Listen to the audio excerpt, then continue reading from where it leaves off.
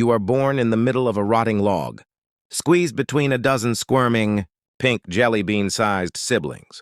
Your mother, an exhausted little marsupial, has just gone through what can only be described as an extreme marathon of suffering to bring you into this world. And congratulations, you've entered one of the worst possible existences nature has to offer. The air is thick with the stench of damp wood and mildew. It's hot, it's humid, and you're blind, hairless, and about as useful as a soggy peanut.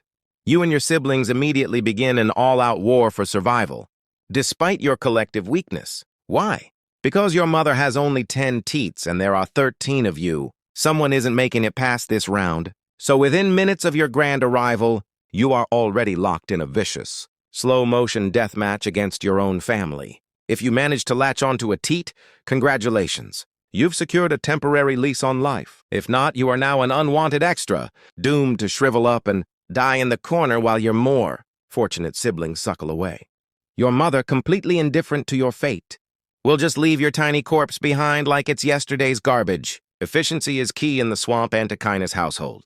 But don't get too comfortable. You've only won the first battle. Your entire existence is about to be a nonstop horror show of stress, starvation, and hormonal insanity. And the worst part? No matter how hard you fight, your fate is already sealed. Life as a Swamp Antechinus does not get better. It only gets weirder, more stressful, and somehow even shorter. If you've managed to win the brutal teat battle, you now spend the next few months clinging to your mother like a tiny, furry parasite. She drags you around the swamp, doing her best to find enough food to keep you all alive. This is no small task, because she's already exhausted from giving birth to a small army, and now she has to support all of you while dodging death at every turn. You see, everything in your swampy home wants to eat you. Snakes, owls, dingoes, basically anything with teeth sees you as a bite-sized snack. Your mother does her best to avoid them, but let's be real. She's like the Uber Eats of the animal kingdom, carrying a whole buffet of tender, slow-moving babies on her body. It's a miracle she lasts as long as she does. Eventually, you grow enough to detach from your mom and start fending for yourself. This is when the real suffering begins. You are about the size of a mouse, but way more unhinged.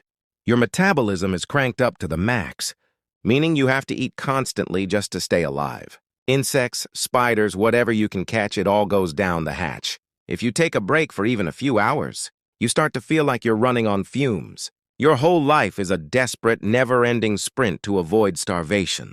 But the hunger is nothing compared to the stress. You are a nervous wreck 24/7. Your body is wired for anxiety because in your world, if you let your guard down for even a second, something will snatch you up and turn you into a mid-morning snack.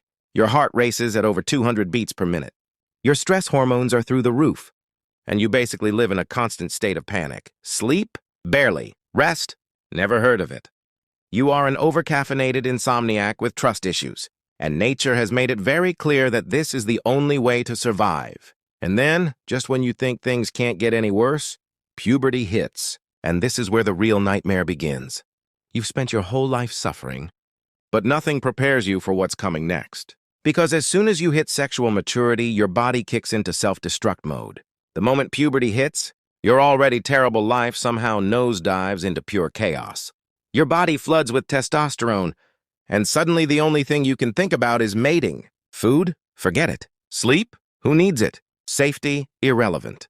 Your brain has been hijacked by a single, all-consuming mission. Pass on your genes before you die. And trust me, you are absolutely going to die. For the next 2 weeks, your life becomes a non-stop high-speed mating frenzy. You don't eat. You don't sleep. You don't even take a break to groom yourself, which, let's be honest, is starting to make you look like a tiny, overworked, sleep-deprived goblin. Your fur starts falling out in patches. Your body becomes riddled with infections, and your stress hormones skyrocket to levels that would put any human into immediate cardiac arrest. But none of that matters because you are in a mating war zone. You and every other male Swamp Antechinus are running on fumes, desperate to find as many females as possible before your body completely gives out. And let's not forget the competition. Other males are just as desperate, and fights break out constantly. If you're not busy trying to mate, you're busy fighting other exhausted, half-dead rodents who are just as crazy as you are. The whole thing is like an extremely unhinged, swamp-themed version of Black Friday shopping, except instead of TVs, You're all just trying not to die before passing on your genes. And the females? They aren't exactly impressed by your efforts. They have the luxury of being picky because, unlike you, they're not on a suicide mission. They'll mate with multiple males, choosing the strongest ones, while you and the others continue your death march through the swamp, pushing your bodies far beyond their limits. By the end of the mating season, your body is in complete meltdown mode. Your immune system has collapsed, leaving you open to every possible infection, parasite, and disease. Your once healthy fur is now patchy and matted. Your organs are literally shutting down from the insane levels of stress. And worst of all, you don't even get to die peacefully. Instead, you waste away slowly, staggering around like a sleep-deprived zombie until your body finally gives up and collapses. And then that's it. Game over. Every single male Swamp Antechinus dies. Every single one. It's a biological death sentence written into your DNA. You are doomed to live a short, frantic, miserable life, only to be wiped off the face of the earth as soon as you fulfill your evolutionary purpose. Meanwhile, the females, oh, they're just fine. They carry the babies for a while, give birth to another batch of doomed little jelly beans, and then the cycle starts all over again. You never get to see your offspring, never get a moment to rest, never even get to enjoy a peaceful old age. Because old age? That's not a thing for you. The Swamp Antechinus does not get to grow wise with experience. You are born into stress, you live in stress, and you die in stress. And the worst part? You don't even have time to realize how bad your life actually is. You're too busy panicking, starving, and trying to mate yourself to death, while the males have all dramatically self-destructed. In the world's worst mating season aftermath, the females are left with a different kind of suffering, single motherhood. And unlike the males, they don't get to just keel over and die when things get tough. No, they have to stick around and raise the next generation of tiny, stress-ridden nightmares. First, there's pregnancy. It lasts a grand total of 3 weeks, which, in human terms, would be like getting pregnant on a Monday and giving birth by Friday. Not exactly a smooth process. But nature doesn't care about comfort, so ready or not, it's baby time. Giving birth is where things get really unfair. The babies are born ridiculously underdeveloped, blind, hairless, and looking like something that fell out of a science experiment. But despite being little more than twitching jelly beans, they already have one mission: grab a teat or die. And because mom has a strict 10 teat limit, anyone who doesn't get one is straight up out of luck. Does she help them? Nope, not her problem. If you didn't get a seat at the milk buffet, you might as well start writing your will. For the next few months, the lucky survivors cling to their mom like a pack of tiny bald hitchhikers.